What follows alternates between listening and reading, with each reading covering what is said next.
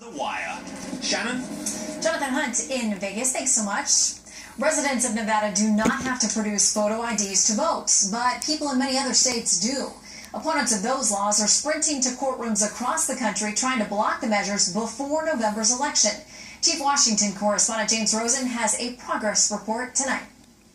Chief Justice John Roberts has set an August 25th deadline for opponents of North Carolina's voter ID law to respond to an emergency request filed on Tuesday by officials of the Tar Heel state who asked the Supreme Court to block an appeals court ruling last month that struck down the law. The Supreme Court has upheld voter ID laws, so there's no question that they're constitutional. In all, 33 states require voters to show some form of identification in order to vote, with the 34th, West Virginia, to begin doing so in 2018. Of those, 17 request or require a photo ID. But in addition to North Carolina, the appellate courts last month found Texas's voter ID law unconstitutional, and a district court judge recently ordered Wisconsin to allow voters there who cannot produce ID to have the option of signing an affidavit to affirm their residency. Because states have not shown that there's, a compelling state reason to have these on the books, they're being struck down. Proponents of voter ID laws, mostly conservatives, say they cut down on voter fraud. Why aren't we having voter ID? In other words, I want to vote, here's my identification, I want to vote, as opposed to somebody coming up and voting 15 times for Hillary.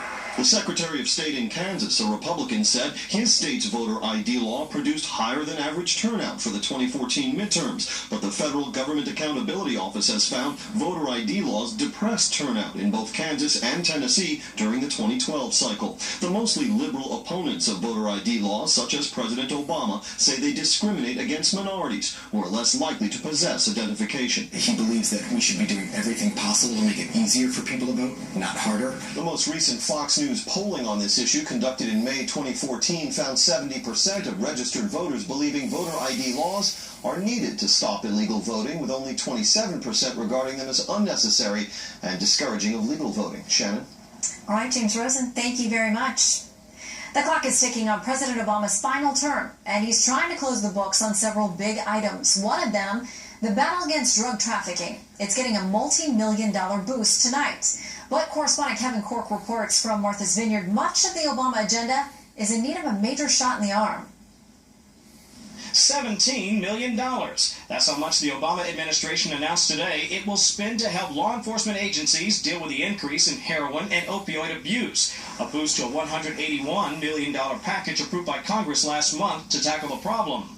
According to the National Center for Health Statistics, it's a problem that's getting worse. In 2014, the most recent year study, there were nearly 19,000 deaths involving prescription opioids in the U.S., up 16% from 2013. More than 10,000 heroin-related deaths that year, up 28% from the year before. While deaths involving drugs like fentanyl and tramadol climbed a whopping 79% over the same time period. Figures that have prompted the White House to ask Congress for more than $1 billion to expand treatment. Said Michael Botticelli, director of the National Drug Control Policy, quote, "Every day that passes without congressional action to provide these additional resources is a missed opportunity to save lives." This is not something that's just restricted to a small set of communities. This is affecting everybody, young, old, men, women, children, rural, urban, suburban. To put it in baseball terms, the president's $17 million boost to fight opioid abuse might best be described as a bunt single rather than the billion-dollar grand slam he was looking for. It's just the latest disappointment for a White House that's repeatedly struck out in its effort to achieve the president's agenda of late. From additional Zika funding and the Trans-Pacific Partnership to Merrick Garland's Supreme Court confirmation.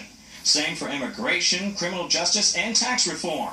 Experts predict that further into the lame duck presidency we go, the less likely those high-priority items will ever reach base. If you're looking at a legislative scorecard, I think it's correct. The president is striking out more often than he's getting hits on that.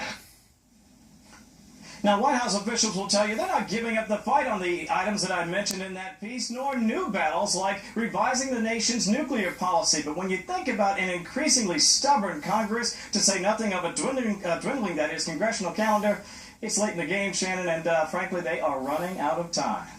Shannon? Just a fact. All right, Kevin Cork live with the president, Martha's Vineyard. Thank you. Federal Reserve officials are apparently once again inching toward an interest rate increase. Minutes from their July meeting indicate officials were encouraged by job growth and a market rebound after the Brexit vote. Private economists think a hike could occur as soon as September. Well, the Dow jumped 22, the S&P 500 was up 4 today, NASDAQ grew 1.5. There are questions tonight about the claim by 4 Team USA swimmers that they were robbed at gunpoint